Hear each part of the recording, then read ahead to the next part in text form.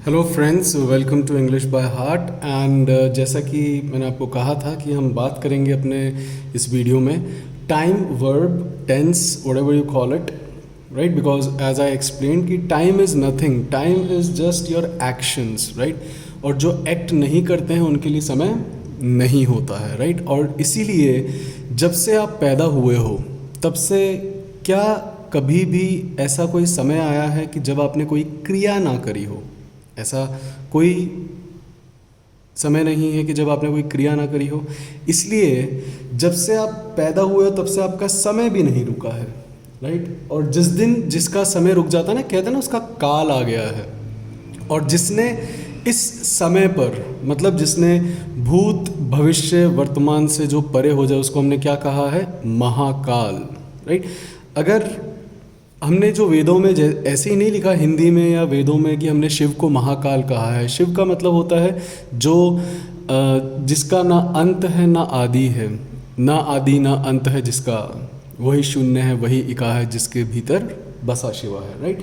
So if you talk about time और word, we have discuss so many times. और इसीलिए मैं आपको बता दूं कि मैंने अभी आपको कहा कि जब से आप पैदा हुए हो ना तो आपका समय रुका। आपका समय इसलिए रुका क्योंकि कभी भी ऐसा कोई क्षण नहीं आया कि जब आपने कोई क्रिया ना करी हो। आप सोच सकते हैं कि क्या कभी कोई ऐसा एक भी कोई क्षण आया है छोटा सा कि जब आपने कभी कोई क्रिया ना करी हो, कोई आपने काम ना किया हो? I think no, there is no, right? कि जब तक अपन जिंदा हैं, जब तक हम चल रहे हैं, तब तक हमारा समय चल रहा है, राइट? तब तक हमारा काल चल रहा है। और जब हम रुक जाते हैं, जब हमारा अंत हो जाता है, जब हम डिमाइस कर जाते हैं, तब हमारा समय भी रुक जाता है, हमारी क्रियाएं भी रुक जाती है। इसीलिए there is no sentence in English या किसी भी भाषा में कभी भी कोई ऐसा वाक्य नहीं होगा जिसके अंदर कभी भी कोई क्रिया नहीं होगी। इसीलिए पूरी इंग्लिश के अंदर जो सबसे छोटा और पूर्ण कंप्लीट सेंटेंस है, दैट इज आई एम। और कृष्ण ने भी कहा था कि जो हूं वो मैं हूं, राइट? अगर मैं हूं ही नहीं, मतलब अगर मेरा, आपका, किसी का भी अगर होना नहीं है तो उसके बाद में कोई क्रिया है ही नहीं, क्योंकि आप हो इसलिए आपकी बाकी सब क्रियाएं हैं, राइट?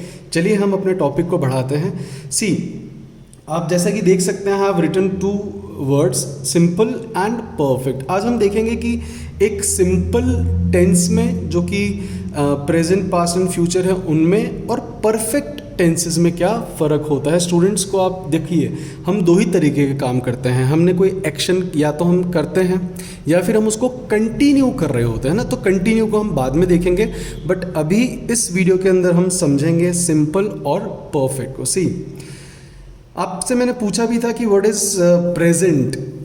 आप लोगों को हिंट देता हूँ थोड़ा सा समझने के लिए कि आपको स्कूल्स में कहा जाता था, आपके एल्मा मैटर्स में कहा जाता कि भाई टीचर्स आपको स्कोल्ड करते थे, वो कहते थे कि you are not present minded, right? Present minded and absent minded. Present का मतलब ही क्या होता है? प्रेजेंट का मतलब है when your body and your mind, see, समय क्या है?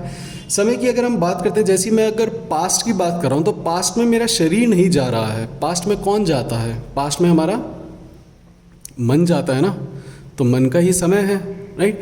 हमारा मन है, हमारा मन का अस्तित्व है, इसलिए हमारा समय है, राइट? अगर आप दिन भर, आप जब भी खाली कुछ बैठे हो तो आपका दिमाग चल रहा होता है, या तो आप कभी भविष्य में जाते हो या आप कभी भूतकाल में जाते हो। हम वर्तमान में बहुत कम रहते हैं।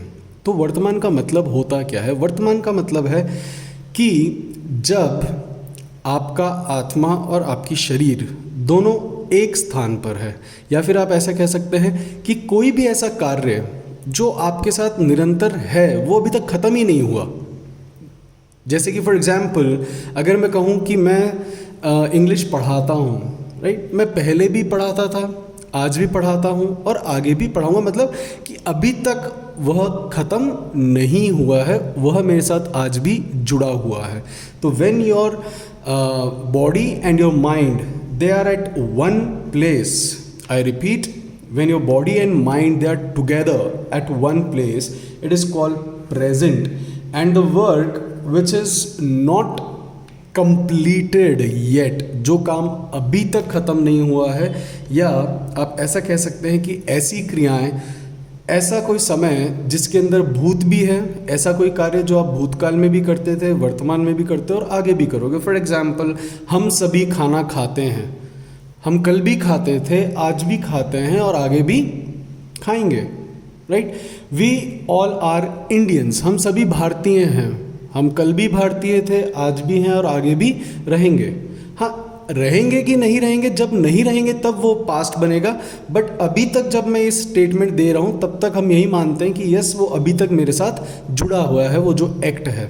सो दैट्स वाई ऐसा कोई कार्य जिसके अंदर भविष्य, भूत और वर्तमान तीनों एक साथ आते हों, when they all become one, that's why we use verb की first form. That's why use verb की फर्स्ट फॉर्म. प्रेजेंट का मतलब ही होता है वर्ब की फर्स्ट फॉर्म. राइट.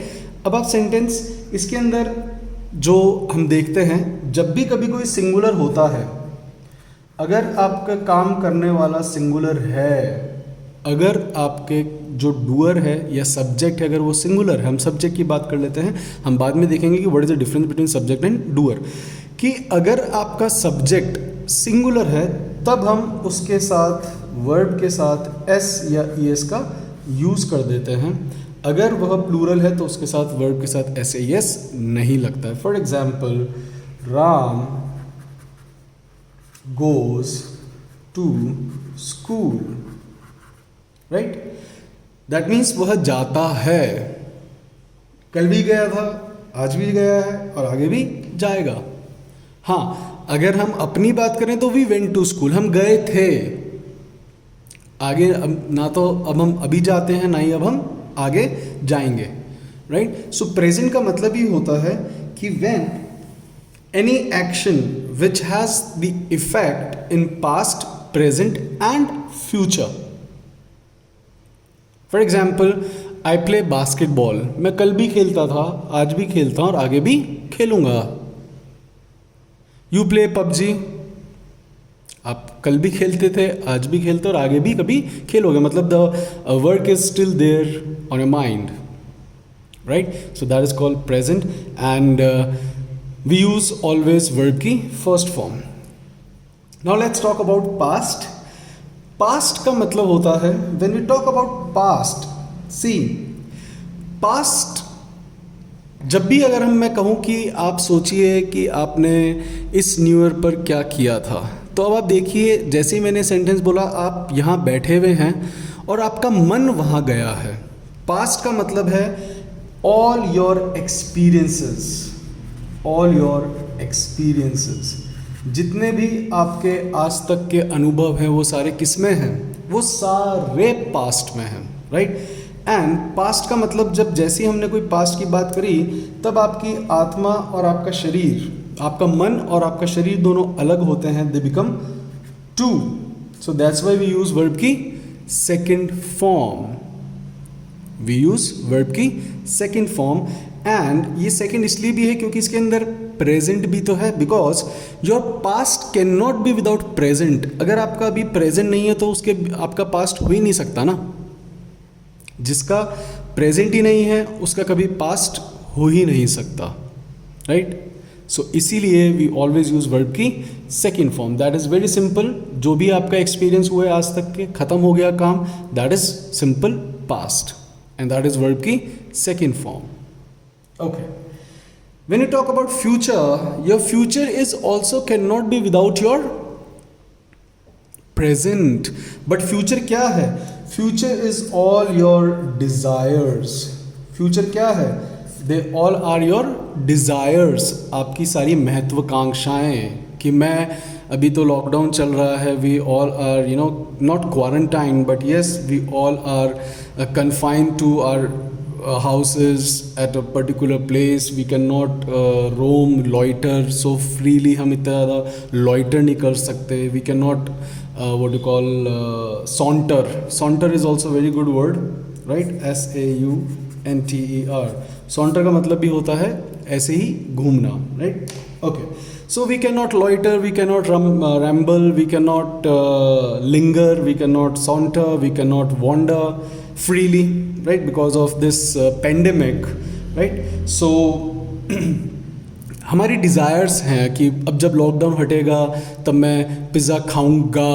तो ये जो आपकी महत्वाकांक्षा है, ये आपकी महत्वाकांक्षा है, इसलिए हम फ्यूचर में क्या यूज़ करते हैं? विल, बिकॉज विल का मतलब ही क्या होता है? इच्छा। इसी से बनता है आपकी इच्छा शक्ति। I hope you know that, will power, right? और इच्छा शक्ति आपकी पूरी होगी नहीं होगी। आप फॉर एग्जांपल, आप में से इच्छा कर रहे हैं कि मैं एसएससी का इनकम टैक्स ऑफिसर बनूंगा, कई आप में से इच्छा कर रहे हैं कि मैं एनडीए में जाऊंगा, मैं लेफ्टिनेंट बनूंगा, कई सोच रहे हैं कि मैं आरजेएस बनूंगा, कोई सोचता है कि मैं पीओ बनूंगा। वो किसके ऊपर डिपेंड करता है कि आप अभी वर्तमान में क्या कर रहे हैं। इसलिए आपकी इच्छा प्लस आपका वर्तमान, वही आपका फ्यूचर बनाता है। आपका फ्यूचर हमेशा किस पे डिपेंड करता है? आपके प्रेजेंट पर। आपका पास्ट आपके प्रेजेंट पे डिपेंड नहीं कर रहा है, बट हाँ, पास्ट बिना प्रेजेंट के नहीं हो सकता, but it doesn't depend on your present, right? So past is all your experiences, future is all your desires, but वो डिज़ायर्स किस पर डिपेंड करती हैं? जैसे फॉर एग्जांपल, आप में से कोई सोचता होगा कि मैं डॉक्टर बनूंगा, तो आपने सोच तो लिया, लेकिन विल पावर के साथ आप प्रेजेंट में क्या कर रहे हो वो बहुत इंपॉर्टेंट है। इसलिए हम फ्यूचर के अंदर अपनी इच्छाओं के साथ प्रेजेंट को ऐड करते हैं, right? I hope that is very simple to understand.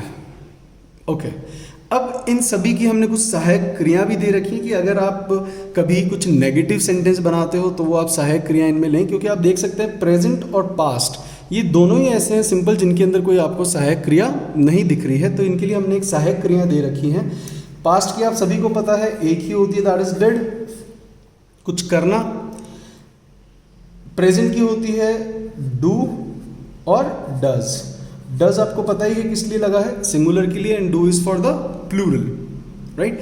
Future है, उसकी सहायक क्रियाएं होती हैं विल और शैल।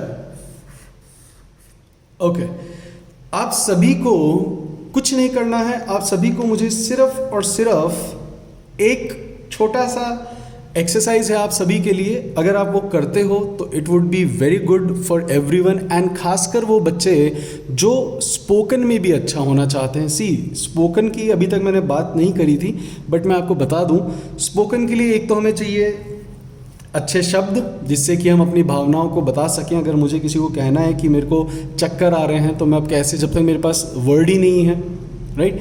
तो जब तक मेरे पास वो शब्द नहीं है तब तक मैं वह बता नहीं पाऊंगा। इसलिए हमें वोकैबलरी में बहुत स्ट्रांग होना पड़ता है। तो अपनी वोकैब अच्छी करें जो स्पोकन में सही में अच्छा होना चाहते हैं। प्लस जब भी आप कभी बोलें तो उन वर्ड्स का यूज़ करें, राइट? जैसे कि मैंने आपको बताया, अगर आपका कोई फ्रेंड है तो आप उसको अमीगो बोल सकते हो, पाल बोल सकते हो, चम बोल सकते हो, राइट? ऑल्टर ईगो बोल सकते हो, राइट? अगर आप किसी को गुड बाय कह रहे हो तो rather than saying good bye you can say sayonara, हasta la vista, aloha, auf wiedersehen, right? Adieu. So try to be a good learner and try to use new words which you learn. Fine. And speaking के अंदर दूसरा जो part आता है वो होता है सेंटेंस फ्रेम करने का। और सेंटेंस फ्रेमिंग में मैंने आपको कहा कि कोई भी ऐसा सेंटेंस नहीं होगा किसी भी भाषा के अंदर जिसके अंदर क्रिया ना हो। तो इसलिए आपके टेंसेस तो अच्छे होने ही चाहिए। अब आप सभी के लिए एक एक्सरसाइज है बहुत ही छोटी सी। आप सभी को मुझे कमेंट करके बताना है 10 sentences, very simple, of your daily routine. वो डेली रूटीन है, वो आपके साथ कल भी था, आज भी और आगे भी वही चलेगा। अभी तो आप सभी का सेम ही है, राइट? कि यस, तो आप मुझे बता सकते हो what is your daily routine and it would be in present, क्योंकि वो आपके साथ पास्ट में भी था और फ्यूचर में भी है।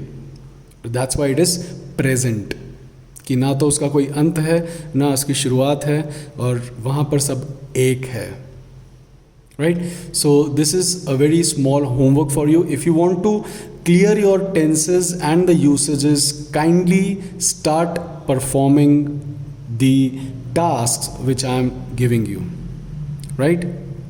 So I hope you're gonna do it. So see you in the next video with perfect tenses. आप ये कर लोगे, फिर अपन इसके ऊपर भी करेंगे, फिर इनकी भी एक्सरसाइज करेंगे, so that you gonna be very thorough, very clear with your tenses. आप सभी ने अपने एल्मा मैटर में पढ़े हैं टेंसेस, सभी ने अलग अलग डिफरेंट टीचर्स से। तो ऐसा नहीं कि सारे टीचर्स ख़राब थे, किसी एक ने ख़राब पढ़ा दिया होगा, लेकिन सारे तो ख़राब नहीं थे। ठीक है, हमें समझ में आए या नहीं आए, but tenses are always practised, they are not understood. समझा तो मैं भी आपको 5 मिनट में दूंगा और आपको समझ में भी आ जाएगा, राइट। सी, गाड़ी कैसे चलानी है ये मैं आपको समझा सकता हूँ। आज अगर आपने नरेंद्र मोदी का अगर आपने भाषण सुना हो, जो स्किल युवा, जो वर्ल्ड युवा स्किल दिवस है, उसके ऊपर उन्होंने बहुत ही अच्छी कही थी कि what is the difference between skill and knowledge, right. आपको ये पता पड़ गया, आप यूट्यूब पे देख सकते हो कि साइकिल कैसे चलाई जा सकती है। आप सभी देख सकते हो कि यस, साइकिल कैसे चलाई जा सकती है, गाड़ी कैसे चलाई जा सकती है, आप बहुत ईजीली देख सकते हो यार। बट आपके अंदर वो स्किल, और भाषा एक कला है, इट्स इज अ स्किल, भाषा is not a knowledge, please. हाँ, नॉलेज ये मैं आपको दे रहा हूँ, बट जब नॉलेज हम लेते हैं तब ये सब्जेक्ट बनता है। I repeat, and that is the biggest difference between a language and a subject. मैंने आपको बताया भी था कि मेरे एक बार मैथ्स के एक टीचर के साथ आर्ग्यू हो गया था। उन्होंने कहा था ये तो लैंग्वेज है। मैंने कहा नहीं, ये लैंग्वेज नहीं, हम इसको सब्जेक्ट की तरह भी पढ़ते हैं। It's a subject even, like maths is a subject, English is also subject as well as a language. और आप लोगों के लिए स्टूडेंट्स यह एज अ लैंग्वेज बहुत ज़रूरी है।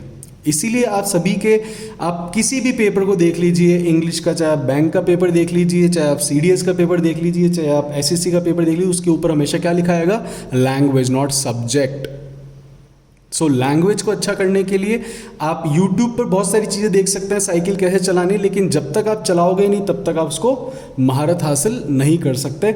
मैं आपको भी 2 मिनट में बता दूंगा गाड़ी कैसे चलाई जाती है, बट आप गाड़ी नहीं चला सकते जब तक कि आप स्वयं नहीं चलाओगे। तो बहुत सारे बच्चे हैं जो कि स्पोकन के लिए मुझे डिमांड करते हैं, बट स्पोकन तभी हो पाएगा जब आप स्वयं बोलेंगे। And soon I am gonna launch spoken and MA videos and competition paid classes, right, in August. So be ready for that. And आप सभी का एक सिंपल सा टास्क है, आपको मुझे बताना है कि कैसे आपका डेली रूटीन क्या रहता है इन 10 sentences. Very simple, right?